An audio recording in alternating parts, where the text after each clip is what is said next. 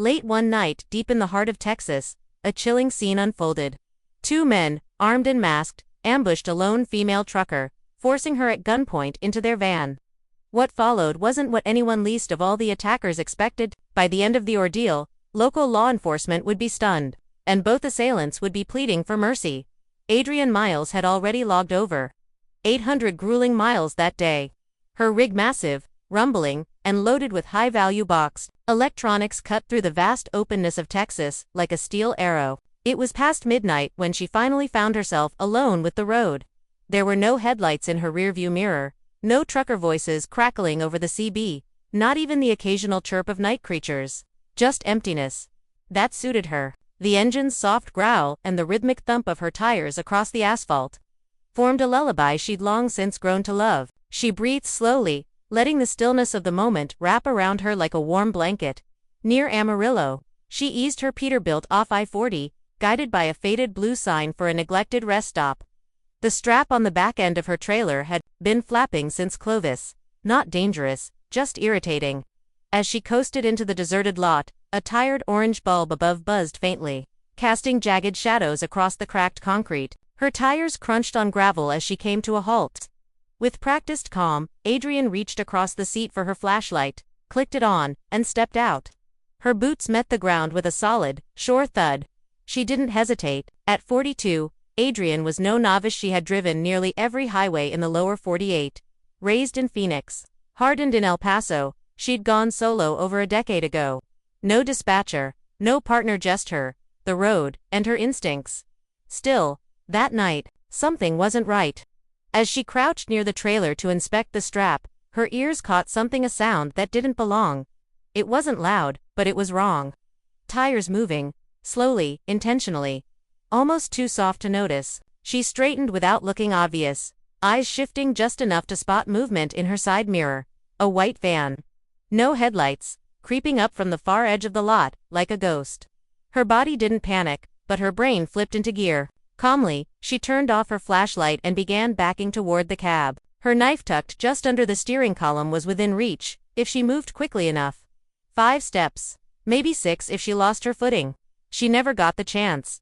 With a metallic slam, the van's side door ripped open. 2 men jumped out, both masked, both carrying handguns. One shouted, ordering her to the ground. The other didn't wait. He lunged. Adrienne tried to duck and pivot, but before she could make it to her cab, something struck the back of her head. Not hard enough to knock her out, but enough to throw her forward into the gravel. Her flashlight skittered away into the dark. One attacker yanked her arms back, pinning her while the other jammed a cold barrel against her temple. "Don't fight," one of them hissed. His breath reeked of chewing tobacco and stale gas station fumes. "Don't be stupid," Adrienne said. Nothing.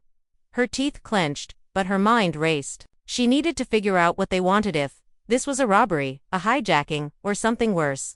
One of them rifled through her vest, fingers fumbling for keys. Another patted her waistband. Sloppy. They didn't check her boots. And that was their first mistake? Because inside her right boot, wrapped tight in white medical tape, was a burner phone. Still on, still connected. They dragged her to the van like a rag doll, blood dripping from her temple, her arms wrenched behind her, wrists bruised but not broken. Her face scraped and raw from the gravel. One attacker threw her inside and slammed the door behind them. The other took the wheel. The van jerked forward, and with it, so did Adrienne's bruised body, but not her mind. Her thoughts were sharp, focused. This wasn't her first time facing danger. Years ago, in Louisiana, a drunk had tried to pry open her cab. Another time in Nevada, she'd been followed from a truck stop to a dimly lit lot, but this was different. This was calculated. Sloppy, yes, but planned. They didn't know who she was, but they would. The van stank of old rubber, cigarettes, grease, and fear. The floor was littered with fast food trash, a broken cooler, and torn rags. It hadn't been cleaned in ages. The man in the back with her looked nervous, not from exhaustion, but from inexperience. His eyes darted. His hands twitched. He couldn't stand still. Adrienne stayed quiet, calculating. The driver was louder, more aggressive. "Man, you hit her too hard," he snapped. "We need her to unlock that rig." The other voice answered, deeper and scratchier. "She's fine. Ain't my fault." She moved. Adrian stored that detail, the voice, the tone, the guilt. They zip-tied her wrists, but poorly. Loose, uneven, lazy. The kind of mistake made by someone who'd never done this before. She could already feel a bit of give. She didn't speak. Let them think she was scared. Let them believe they were in control.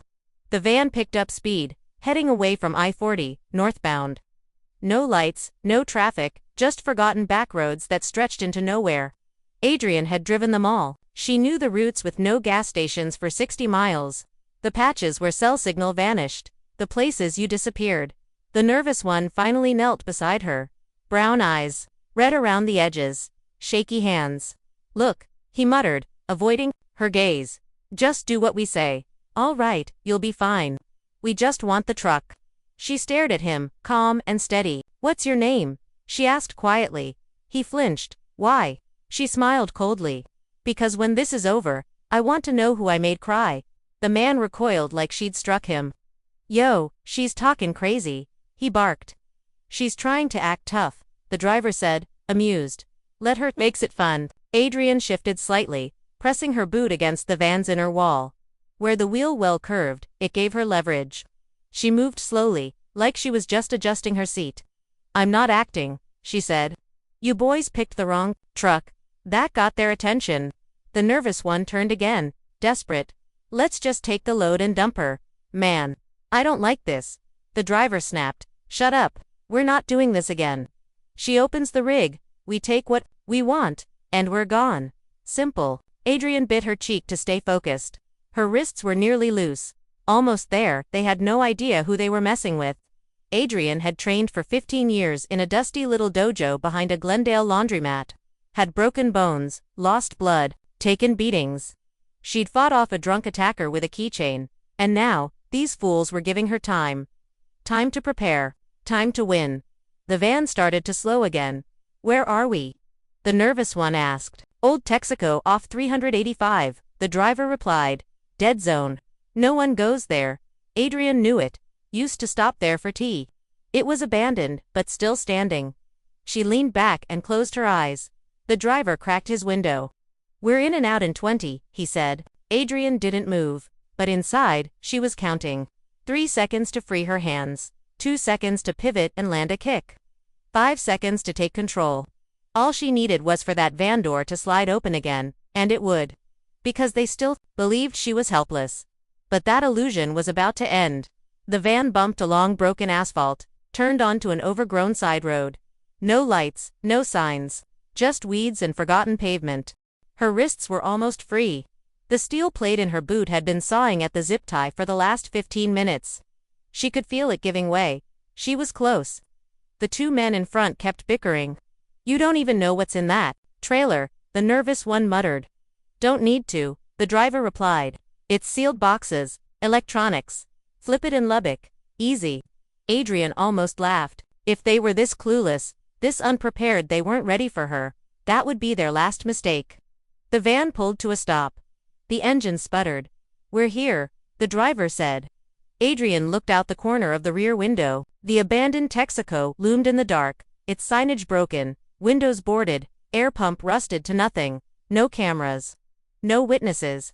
Just the right kind of silence for a reckoning. He slid open the side door of the van and jumped down onto the pavement. Then he paused, turned back toward the interior, and gave an order that made Adrian's stomach tighten. "Get her out," he said. "But this time, keep the gun on her." The driver stepped into the back of the van. He was noticeably bigger than the first mantler, thicker in the shoulders, with an oil-streaked hoodie clinging to his wide frame and tattered jeans that had holes in both knees. He raised the pistol again, but his grip was casual, careless even, like an actor waving a prop in a low-budget film. That carelessness would be his undoing. Adrian's eyes locked onto him. Her voice was calm, almost too calm. "You sure this is how you want this to end?" she asked, her tone cutting through the stale air. He grinned, cocky. "Lady, you ain't exactly calling the shots here." But at that very moment, the final strand of the zip tie around her wrists snapped apart. She didn't flinch. "Sure about that?" she whispered, then everything happened at once. In a blur of motion, Adrian twisted her torso, crunching her body upward as both knees came tight to her chest. She kicked outward with explosive force, every muscle in her thighs firing in unison. Her steel-toed boot caught him square in the wrist. There was a sharp crack, and the gun flew from his hand, skidding into the darkness with a metallic clatter. He staggered backward, clutching his arm, a guttural sound escaping his throat. Before he could fully process the pain, Adrian surged forward like a coiled spring unleashed. She hurled herself at him, leading with sharp elbows and bent knees, her center of gravity flawless. Her open palm struck the base of his throat with punishing precision. He gasped, and she followed up with a shoulder drive into his chest. Slamming his bulky frame against the metal wall of the van, he crumpled to the floor, stunned and gasping. From outside, the first man yelled in a panic, "Hey! Hey!" But Adrian wasn't stopping. She dove out of the van, landing in a roll and springing to her feet just as Greenie reached inside his jacket for something she didn't plan to let him use.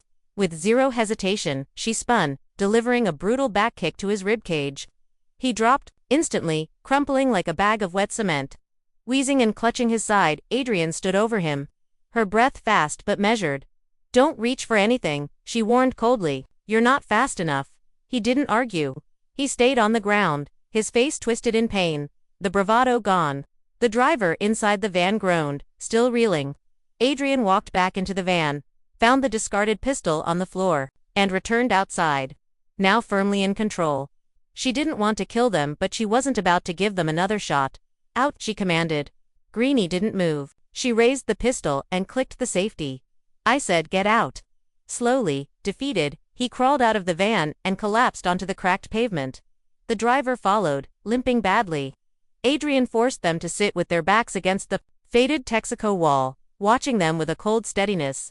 She tore long strips from a greasy rag she found in the van and used them to tie Greenie's hands behind his back. For the other man, she ripped a seatbelt from the front passenger side and fashioned makeshift restraints. The knots weren't perfect, but they were tight enough to hold two grown men too rattled to fight back. Her lip was split, her forearm, bruised and aching, but she was still on her feet, still standing, still in charge. She found a half-empty bottle of water rolling around inside the van. Without ceremony, she rinsed her mouth, spat, and looked at the two men slumped under the buzzing neon sign. "You two ever hear of Shotokan?" she asked. Neither answered, just blank stares and heavy breathing. "Didn't think so," she muttered. It was time to report what had happened. Standing under the vast, dark sky, Adrian took a long breath. Wind rustled through the weeds near the roadside. The only other sound was the ticking of the van's cooling engine. Her heart was still pounding, but it was slowing down now. No longer racing, just steady and strong. The two men slouched against the building looked broken. Their heads hung low, sweat beading on their foreheads, breathing ragged. Adrian didn't think they'd try anything else, but she wasn't taking chances. She went back into the van, reached into her boot, and retrieved her backup phone. With one hand, she dialed 911 while wiping dried blood from her face with the other. Her voice was calm and firm. "Yes, ma'am. Adrian Miles. I'm at the old Texaco north of Vega, off Route 385. Two suspects restrained at an attempted armed kidnapping and vehicle theft. I'm a commercial driver. I need deputies out here immediately." The dispatcher asked for clarification, but Adrian kept it tight and professional, no dramatics, just the facts. As she ended the call, she noticed Greenie shifting, adjusting his weight like he might try to make a run for it. She strolled over, crouched low, and stared directly into his eyes. "You thinking about running?" He shook his head fast, lips trembling. "Good," she said. "Because I'm not in the mood to chase anyone tonight." She stood and casually walked back to the front of the van. There, she spotted one of the Gatorades that had rolled under the seats earlier. She grabbed it, cracked it open, and took a long swig. The lime flavor was warm and slightly stale, but it helped. She leaned against the van's frame, watching the horizon as the faint glow of headlights began to appear in the distance. A few minutes passed 10, maybe 12, before two county deputy SUVs pulled up slowly, tires crunching across the gritty pavement. Adrian stepped into view, one hand holding the Gatorade, the other raised in greeting. The deputies stepped out fast, their hands hovering near their sidearms. "Hands up." One of them barked. "They're over there," Adrian said, steady and clear, motioning toward the wall. "Guns are in the van. I'm the victim, name's Adrian Miles. Info's in my wallet. I'm a licensed Class A hauler out of Arizona. Trucks A 2018 Peterbilt, trailers parked back at the I-40 rest area. The older deputy blinked, slightly taken aback by how composed she was. You're saying? You subdued both of them yourself. Adrian gestured toward the suspects. Feel free to check the zip ties. One of them pissed himself. The younger deputy tried not to laugh. The older one, graying hair and a badge that read S. Dooley, stepped closer, giving her a long, searching look. You hurt? He asked. Nothing serious. You need an ambulance? No. He nodded, then turned to his partner. Cuff them. We'll sort this out at the station. Adrian leaned back against the van as the last of her adrenaline began to wear off. Every muscle ached. Her arms were sore, her lip throbbing, but she was upright and they weren't, as the suspects were searched and read their rights. Greenie glanced at her. Ladies crazy, he muttered. Dooley turned to Adrian. You want to press charges? She didn't even hesitate. Absolutely.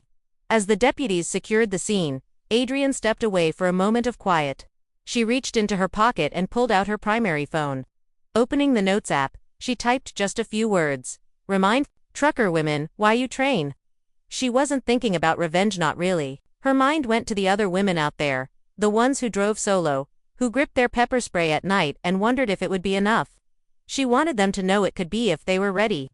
But first, she'd have to explain how. It all happened inside the Vega County Sheriff's office. She sat in a metal chair beneath cold buzzing fluorescent lights. An ice pack rested against her cheek. She'd already given her statement twice. First to the deputies at the scene, then again to a young detective who looked like he'd never stepped into a semi-truck before in his life. Across from her, Deputy Dooley finally leaned back, notepad full. Well, he said, I've been doing this 28 years. Seen a lot. But 2 grown men hogtied with rags and seatbelts by a woman half their size. That's a new one. Adrian gave a tired smile. They made it easy. Got cocky. Dooley chuckled. Ever thought about law enforcement? I'll stick to my truck, she replied. It doesn't interrupt me every 10 minutes. He laughed, then grew more serious.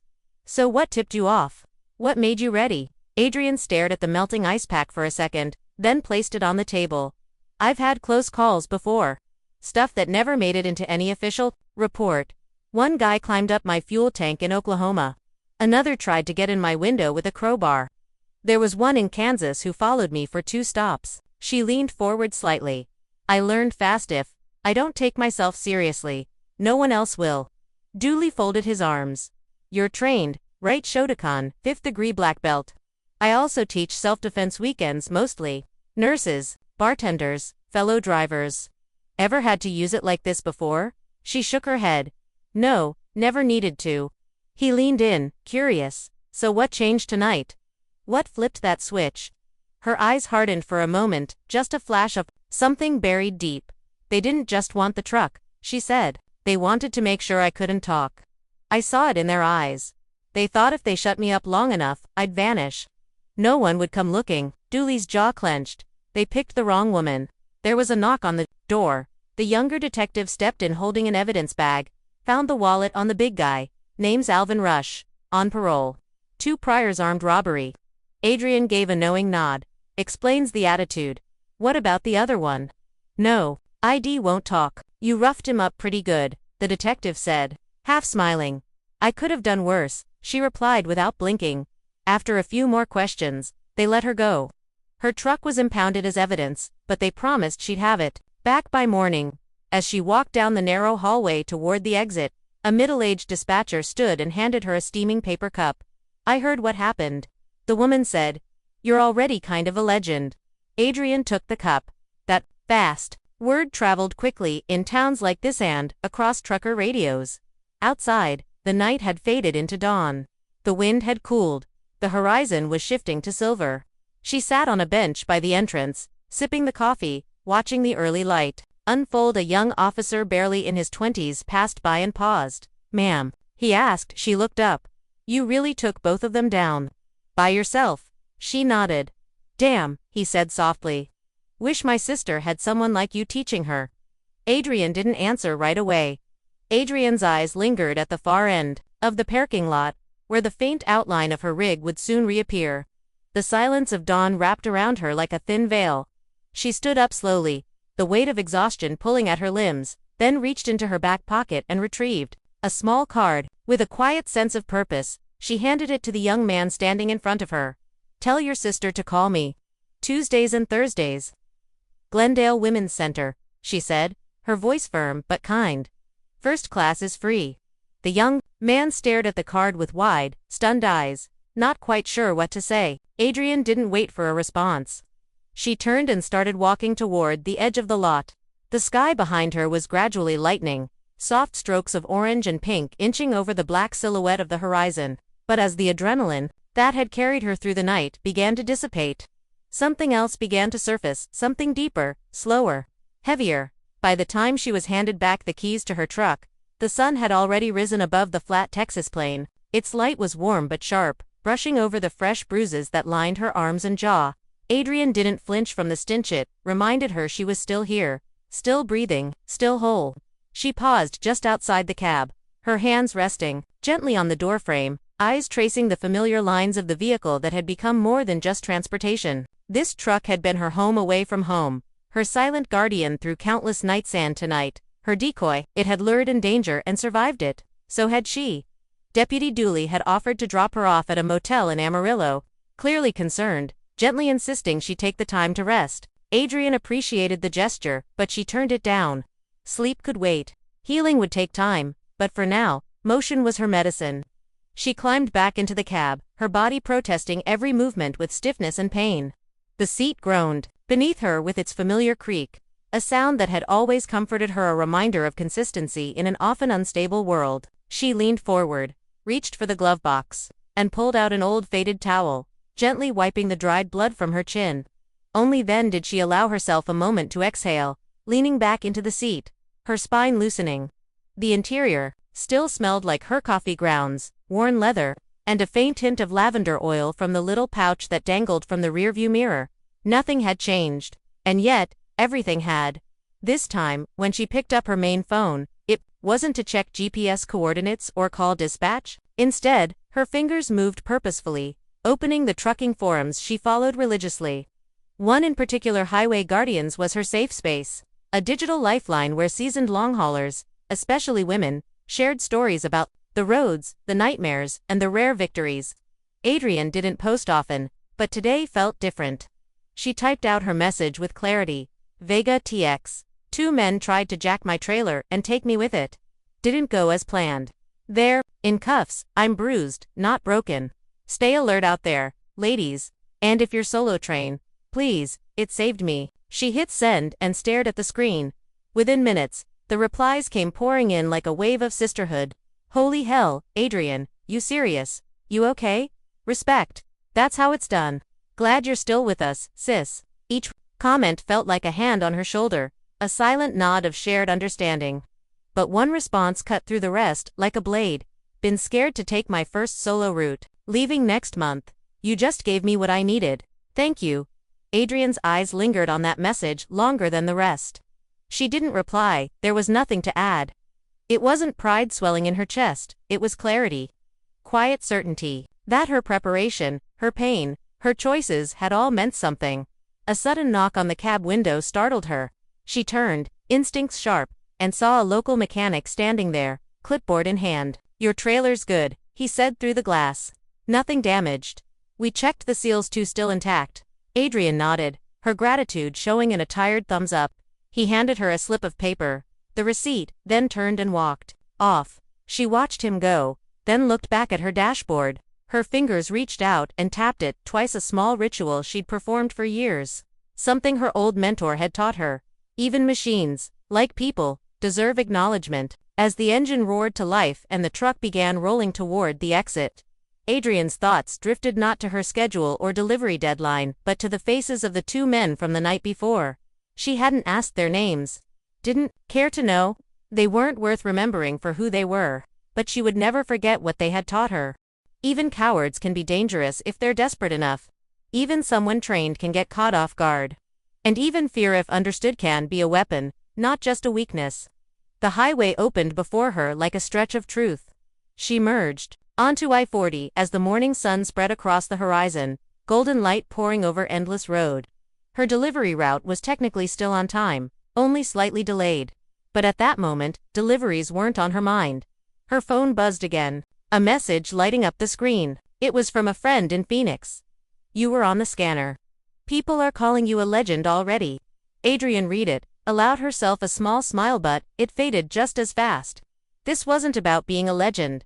This was about survival. About wisdom earned in blood and grit.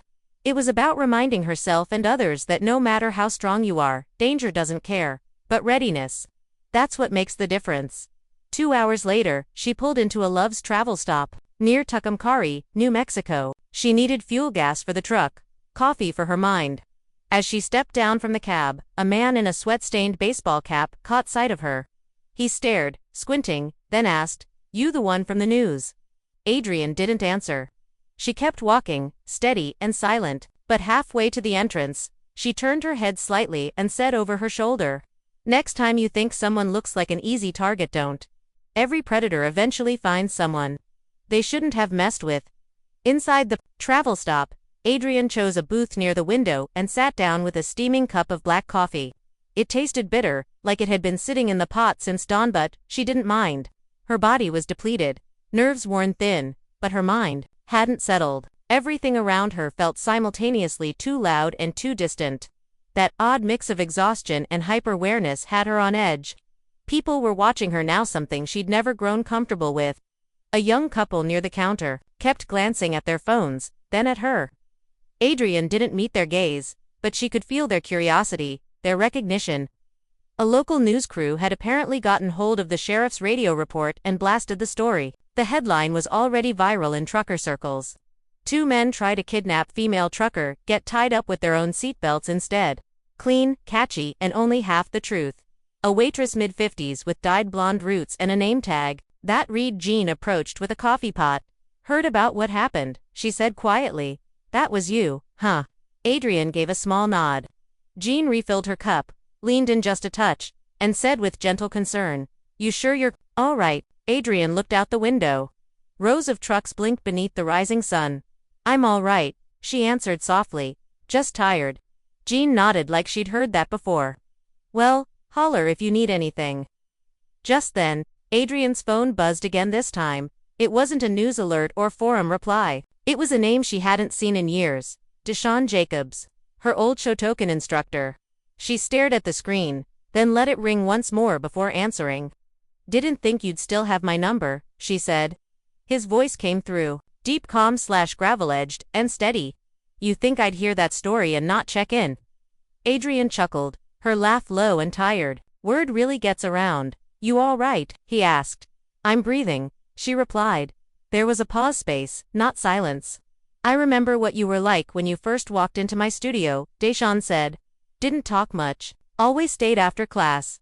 You had something in you." Quiet fire. Adrian exhaled slowly, watching a fellow trucker spill creamer and mutter curses. "Didn't feel like fire last night. Felt like instinct." Deshawn's tone grew firm. "That is fire. Controlled. You used it. That's what we trained for." Adrian leaned forward, her arms resting on the table, eyes steady. "They thought I was just a driver," she said. "That's what pisses me off. Like they saw my face, my size, my skin, and decided I was an easy win." Deshawn didn't hesitate. "Then maybe someone else will think twice now. Maybe you did more than save yourself." That line echoed in her head even after they hung up. Before the call ended, Deshawn added, "If you ever want to teach again, the studio's still open. Wednesday nights are yours." Adrian promised to think about it. Still seated, she opened her earlier forum thread and read a message from the solo driver who'd replied. It read, "Just bought pepper spray but thinking it's not enough. Ever teach online?" Adrian typed back to words, "Working on it." She didn't know if that was true yet, but maybe it needed to be. A large man in a Wyoming ball cap passed her booth, nodded politely, and moved on. Adrian finished her coffee, left a 20 on the table, and stepped back into the sun. Her truck was waiting, chrome glinting like armor. She climbed in, brushed her hand over the wheel, and turned the ignition. No grand farewell. No music swells or speeches. She had deliveries to make. But now, what she carried wasn't just cargo. It was something harder to define, something heavier, and far more important. Deshawn never gave Adrian any shortcuts or soft landings. From day one, he started her at the foundation. No flashy moves, no hitting bags. Just stances, breathing, and endless repetition. She would get frustrated, eager to throw punches and show what she thought she already knew. But Deshaun would shake his head and point to the line on the floor. Walk it barefoot, he told her. Balance before power. Control before speed. At the time, it felt like a punishment. But over the months, as her feet grew stronger and her frame more rooted, she realized he wasn't just showing her how to win a fight. He was showing her how to stand her ground in the world, how to carry herself like someone who could fight. If it ever came to that, by the time Adrian earned her third belt, something had shifted in the way people saw her, hand maybe, in how she saw herself. She started noticing small changes. Strangers gave her a little more space in crowded rooms. Men who once barked, "Hey girl," now said "ma'am" with a flicker of respect in their voices. Eye contact came quicker but didn't linger too long. Respect, she realized, had a rhythm and she had learned to move in time with it.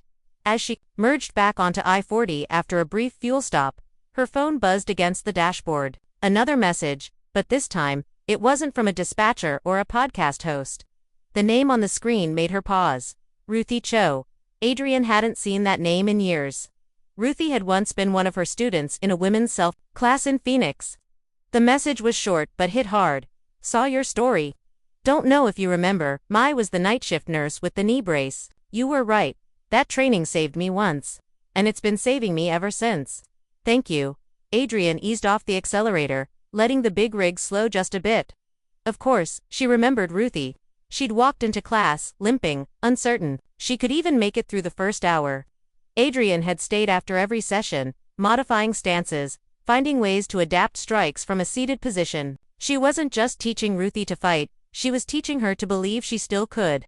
And now, Ruthie was out in the world strong, capable, safe. Later, when Adrian pulled over for her scheduled rest break, she recorded a quick voice reply. Her tone was calm but full of something deeper.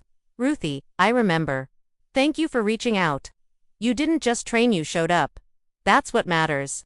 She hit send, leaned back in her seat, and let out a long breath. Her past had always felt like something she carried quietly, almost like a burden. She never thought it would echo forward into other lives. But now, pieces of it were sprouting up in the world, like seeds breaking the dirt. Blooming without her even knowing. Maybe that was the real lesson. You don't fight to be seen. You fight to survive. And when you survive, when you truly make it out, others notice, whether you want them to or not. Another hour passed. The road narrowed as she approached Gallup, the sky above her beginning its slow fade from gold to gray. Her eyes flicked across the terrain, always scanning for wildlife, for movement, for the unexpected. But her mind was elsewhere. She found herself thinking about teaching again, not for praise, not for applause, but for the women who reminded her why it mattered. For the nurse, for the waitress in Tucumcari, who'd asked, "You sure you're all right?" For Renee, who never asked what happened behind that pallet rack. Some women wait for someone to save them. Others become the reason someone else makes it out. Adrian was beginning to understand she might be both. 3 days later, Adrian rolled into a quiet industrial lot outside Bakersfield, California. Her delivery was routine in time, no complications, no questions. Just another drop completed with a nod and a clipboard signature. But as she backed her truck into the assigned dock and shut off the engine, something inside her felt different. Normally, she'd go through her post-run ritual cleaning the dash, stretching her back, grabbing a snack. But instead, she reached for her phone. Her story had gone further than she expected. Trucking podcasts were dissecting every detail. A popular YouTube security channel had analyzed the incident like a battlefield maneuver. One host dubbed her the real-life Black Widow of the highway. Another recreated the events with actors none of whom resembled her. They were too young, too polished, too untouched by the grit she carried. Adrian didn't care much for the fanfare. But the messages were something else entirely. One woman from Kansas had written, "My daughter's starting trucking school next month. I've been so nervous to let her go. Your story helped me say yes." Another read, "I've been driving 12 years. Got jumped once in Oregon and never talked about it. You made me feel seen." But then came the message that stopped her in her tracks. It was from Haley Vance. Adrian barely remembered. The girl, just a brief conversation at a truck stop almost a year ago. Nervous eyes, a notebook filled with questions about late night, routes and gear ratios. Now, her message read, "I remembered what you told me. Confidence starts in how you walk, not the weight you carry." A guy tried to follow me into a rest stop bathroom last night. I turned, squared up like you showed me. He backed off. I've never felt that strong in my life. You saved me, and you didn't even know it. Adrian stared at her phone, blinking back tears that had nothing to do with exhaustion. She hadn't saved that girl with fists. She'd done it with presence, with tone, with stance. She had passed something down, something powerful without even realizing it. That hit different. That shifted her sense of self. She wasn't just someone who had survived. She was someone others looked to, learned from. That came with responsibility, with weight. She typed a reply slowly, deliberately. You didn't need saving. You just needed reminding. You were strong before I said a word. As the sun dipped low on the horizon, Adrian began cleaning the cab. She gathered empty wrappers, wiped down the dash, and rearranged the maps tucked in the side panels. It wasn't just about tidying up, it was a reset, a way to clear her mind. Just as she zipped the cooler shut, her phone buzzed again. This time, the name on the screen stopped. Her. Renee. It had been years. Her name popping up felt like a light switching on after a long blackout. Saw your story. Still got that fire in you, huh? You ever want to come home and run a women's safety course at the warehouse? I'll make it happen. Same locker still. There, nobody's touched it. Adrian read the message once. Then again, the warehouse, the beginning of it all. The place where she first felt fear, but also the place where someone handed her a flashlight in the dark. She stared at the screen for a long moment before finally replying, I'll think about it. Feels like the world's finally listening. No reply came, just 3 little dots blinking, then vanishing. Adrian smiled to herself, slid the phone away, and stepped out of the truck. Her body ached in places that would never bruise again, but her stride was sure. She looked out over the lot as other drivers arrived, coffee cups in hand, radios humming low. A young woman, maybe in her 20s, passed with a duffel over her shoulder. Their eyes met just briefly. The girl nodded, a quiet look of recognition in her smile. Adrian nodded back, deliberate and grounded. No words, just presence. Because sometimes the most powerful thing you give the world isn't what you say or do, it's what someone else sees in you and carries forward.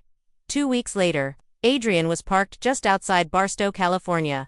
The desert sky above her sparkled, with stars so vivid they looked painted on. She sat in her truck with her boots on the dash, half-eaten apple in one hand, her journal open across the steering wheel. It was the kind of silence that didn't feel empty, just vast. Breathing space. Since Vega, there hadn't been another incident.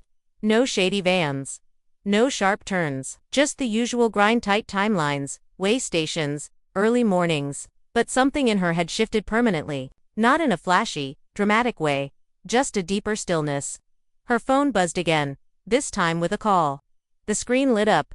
Mom, she answered. Hey. Her mother's voice was soft, familiar. You doing all right, baby? Yeah, Adrian said, stretching. Just dropped off in Riverside. Resting before the next haul. I've been hearing what they're saying about you, her mom said. All these trucker blogs and interviews. Adrian chuckled. Yeah, I've seen a few. Some got the story right. Some think I jumped off a moving van in a split. Her mom laughed warmly. You were always jumping off things as a kid.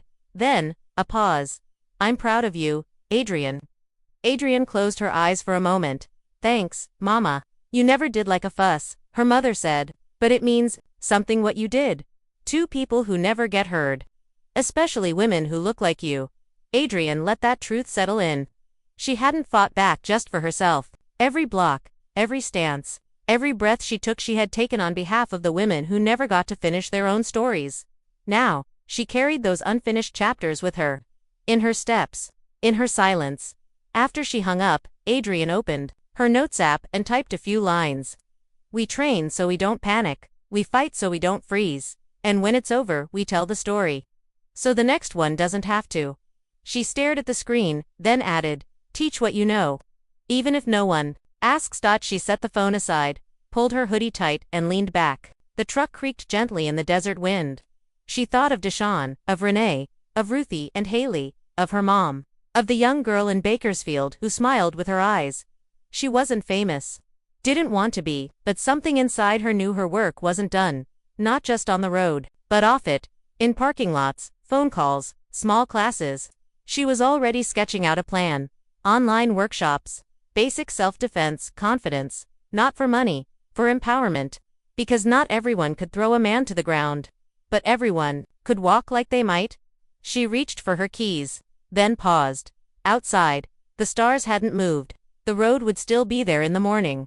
For now, she could rest. Because survival wasn't just strength. It was making sure someone else got home, too.